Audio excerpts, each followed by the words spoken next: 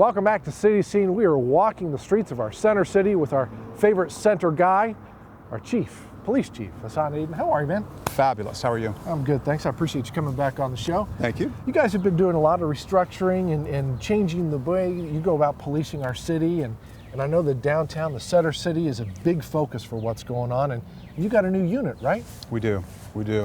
When I got here, a lot of what I heard about was Uptown and its issues. In the last 4 or 5 years, there's been some incidents that were highly publicized of some extraordinary violence. And then we had, of course, the barricading and creating that sort of an environment.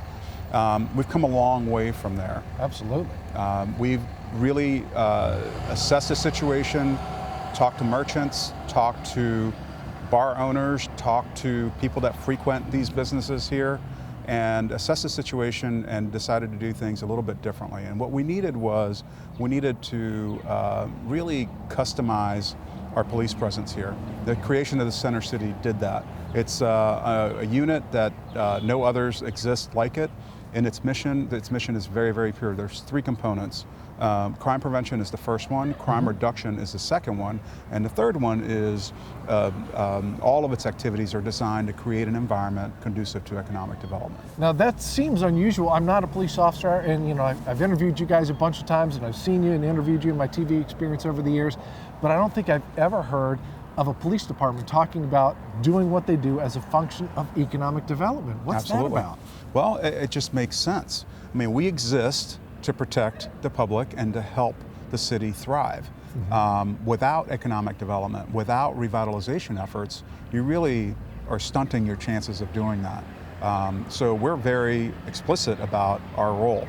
And our role isn't just Center City. Center City is the unit name, right. But it extends out into the university area and then back behind us into West Greenville, because those need to thrive as well. So these officers are specially trained in problem solving, specially trained in crisis intervention, because they're the ones that are going to be here Thursday nights all the way through Sunday mornings when we have our younger residents coming in and frequenting our establishments here. Right. So with that comes, dealing with people that are intoxicated, potentially on drugs, and some that just have mental health issues. So by giving them the crisis intervention training, it's a 40-hour class on how to recognize, how to assess, and then also how to sort of troubleshoot contacts that might have gone south prior to this skill.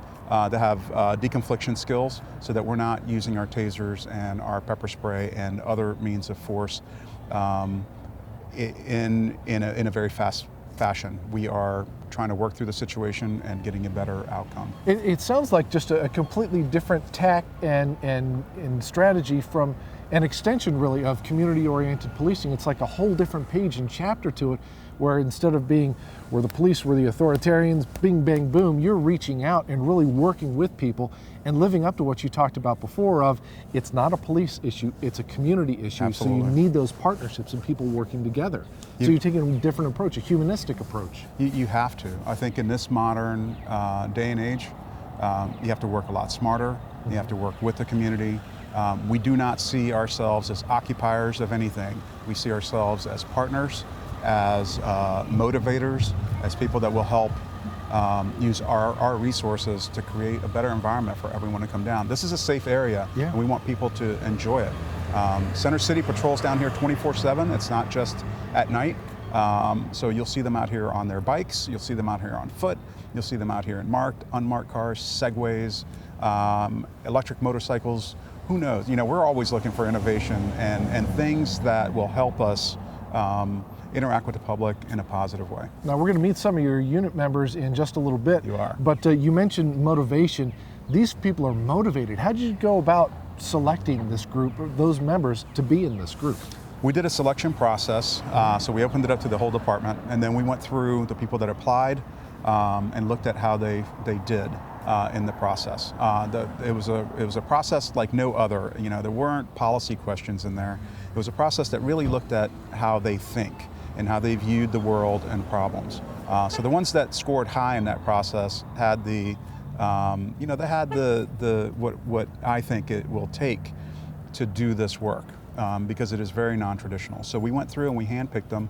We looked at their internal affairs records, made sure that there were no issues of concern with use of force or decision making, ability to work in not a very supervised environment, because they're going to be working in small teams and all over. So I really needed the best of the best for this. Well, I think you have that, because I know some of the people who are in it, and the cool thing about it is they're very diverse in their backgrounds and their specialties and their training, and I think they all complement each other very well. They do. We have trained PIOs. We have CEPTED, Crime Prevention Through Environmental Design, which I've talked about before. Oh yeah. We've got 2 of those officers that are on here. We've got officers that are now getting trained in code enforcement, identification of code issues so that they can better partner with code. Right. We just have all kinds of things. And the coolest addition is likely going to come soon, and that's 1 or 2 ECU police officers attached to our unit, which is a force multiplier for us. It's a win for ECU because they have so many interactions here with their students, as do we, but they will get the same training, they'll look, they'll act, they'll be part of our unit. And I imagine then that gives you also the extra stick, if you will, where it's not only a law enforcement, it's also enforcement of university rules, where if they get in trouble with these guys in the unit, it's not just the courts you're going to have to deal with, it's the university that you have to deal with if it's students who happen to be involved. Absolutely. We have a database where we can input directly case numbers and case circumstances, and it goes right to the Office of Student Responsibilities, which we've met with a lot. So it's sort of a diversion program. We've got to flesh that out a little bit more to see what cases we will forego the official court system and have the universities deal with them, because quite frankly, a lot of times that is indeed more severe than a fine that you might get through the courts. That's no criticism on the courts, it's just the setup of our legal system. And they get kind of full too, they get backlogged at times, so this might be an efficient way to just move them through and change behaviors is really what we're looking for. It's change behaviors, it's impacts that don't impact them for the rest of their lives for a bad decision they made at 18. Right. It is really taking care of our students. And we do that all over the place. We have a lot of discretion, but down here, it's just some of the silly behaviors are elevated, and we want to make sure that it's appropriately addressed without ruining that student for the rest of their lives. Now, you mentioned this unit is new. It's not just new to you, but this kind of unit is really new to law enforcement all over, isn't it? It is. It is. There's nothing that exists like it. When we look for training, there is no training. We've had to create it. So we're working with ECU, with George Mason University, trying to find baseline training on economic trends, economic development issues, how to address concerns from merchants that might have questions about, how does this impact my business? So all of those things, we're spinning a lot of wheels and really working hard to get that done. And it's something that a lot of people are paying attention to, not just in Greenville, but nationally, because a lot of downtowns are struggling. A lot of downtowns need revitalization, need this kind of directed attention in a positive way. We've brought a lot of innovation. We love it. We appreciate all you're doing here. If you don't mind, I'm going to take off and go meet some of the folks on the unit. Outstanding. Thanks, Chief. Thanks for having me. All right. Thank you. All right, so we got the Center City unit. Is this the whole thing? This is just part of the unit, right? Yes, we're only missing one officer, so Nikki Cates, right? That's right, Nikki Cates. She's our CEPTED specialist, although these guys are all good at stuff. Sergeant Rudy Oxendine, how are you, man? Doing well, sir. How are you? Good to have you back on the show. And I say, Sergeant, last time you were on the show, and I think last time I saw you, you didn't have all these colorful stripes on the arm. It's been quite a while. I was Officer Ox now and then. That's right. Congratulations. Thank they you. Look good on you. Thank you very much. That's awesome. You guys jealous? He's got the stripes? No. Oh, yeah. They love me way too much to be jealous. That's right. All right, introduce me to the guys behind you here. All right. This is the Center City unit, and we'll begin over here. This is Officer Bice, Officer Sawyer, Officer Green, Officer Kurtz, Officer Simmons, and Officer Peterson. Now, Simmons is a trained PIO, so I'm going to jump up here. How you doing? Doing pretty good. Tell me about this Center City unit. The City unit was put together to create an excellent atmosphere downtown, spur economic development, and just build good relationships with our business owners and our property owners downtown. See, I didn't even prep him, and he just stepped right in. That's good training with these officers right here. We know now what the unit's all about. Tell me about why you wanted to join this unit. Actually, this is right in line with what all of law enforcement is headed towards. problem solving. You know, anyone can go out and make an arrest, and some are much better at it than others, but what's the cause of the problems in the neighborhood? Why are these issues occurring? And that's really what we're focusing on. What could help downtown, improvements for economic development. If you are having crimes, why are they occurring? It's not simply because of opportunity or because of low lighting conditions. There's always a number of factors that are causing these things to happen. Why are people choosing these areas? So our focus is in the center city. So if you see a crime trend or a number of issues occurring in the center city, we've already partnered with many of the business owners to let us know what they're seeing, because we can't be everywhere all the time. Right. And then we'll work with them to address the issues. So to me, that's what law enforcement is all about, helping the people. So what kind of reaction have you gotten from the business owners as you reach out and you talk to them about what's going on and what they need? So far, everyone has been really positive. They've loved our uniforms. I think the blue shirts have gone over really well, and it's been a great way for people to identify us. And thus far, they've been really cooperative with everything we've wanted to do, and we've done our best to help them with issues that they've brought to our attention. So you've been an officer for quite some time now. All right, how does this unit and what you do and the way you operate now different from when you're out on patrol? For a patrol officer, it's a struggle to do the extra things because we have a very busy city. People don't realize that because they think of the city of Greenville as being small, but we are call takers mainly because we have to be. There's so much going on from call to call to call, so you may know that there's a problem that exists, and it may be a struggle for you to do the things you need to do to address it. A traffic complaint or a known drug house, you just may not have the time to address that. Well, we're given a little bit more freedom because of where we work and our focus to address the issues that we see.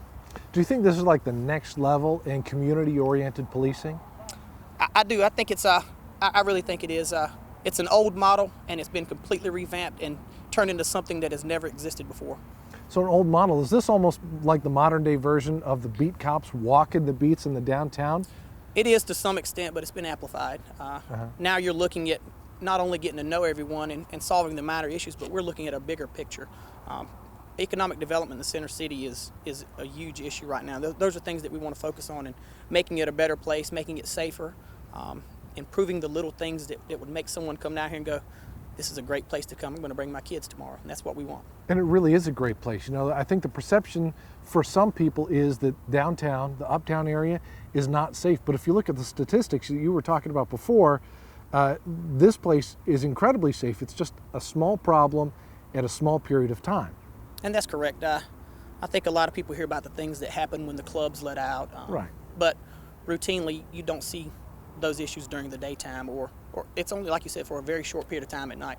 It's like from 4 o'clock in the morning till what, 11 o'clock at night?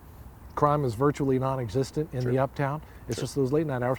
But that doesn't matter for you guys. You're going to be here 24/7, right? Yeah, we're going to cover it as much as possible, but we obviously, there's 8 of us. We have to focus on the needs. So if the need is at 1 o'clock in the afternoon, we may not be here at 3 o'clock in the morning, but this is still a beat for beat officers. So there will be 24-hour coverage. It may not be me, and it may not be 1 or 2 of these officers, but there will always be someone patrolling the center city area. Now, how long have you guys been a unit? I know this is really new, and you guys have finished up your training and everything. How long have you been a unit now? It has been 2 months now. 2 months, okay. So it may not be really fair to ask you this, but I'm going to ask you this anyway. Okay. We were talking before getting ready for the interviews, wanted to talk about expectations and everything else. You know, what kind of expectation did you have going in, and how different is the reality of the situation here with what you're doing, the reactions you're getting? How is it different from what you were expecting so far? You probably remember our previous city scene. We actually shot in what is still part of the center city area. Right. So I was very familiar with a lot of what goes on down here, and I've worked on what was at the time Impact. So I've worked downtown. I've been a supervisor on patrol and been assigned to the center city area before it was center city. So I had a good idea, but when you start talking to business owners and the patrons downtown, you get a few things that you just don't know about. So as far as understanding what was going on, I had a good base understanding, but there's no way you'll ever fully understand it unless you talk to the people out here. So that's been the only change. I've learned a lot of little things that I didn't know about from the business owners and the patrons. Do you think that new understanding that you have, is that going to help you guys out a lot? Absolutely. Well, we have to partner with the community. There's no way that we could be effective trying to do this by ourselves, because as soon as we come around, the problems that exist disappear for the time that we're there, and then the people who are living there, they're experiencing the other 23 hours of the day. So those are our eyes and ears when we're not around. It's like we were just talking to the chief about that. This is not a police issue, this is a community issue, and everyone needs to be involved with that. and you guys are on the forefront of reaching out like that. So I want to thank you very much. Thank you very much. Appreciate it, guys. Thanks for coming out here today.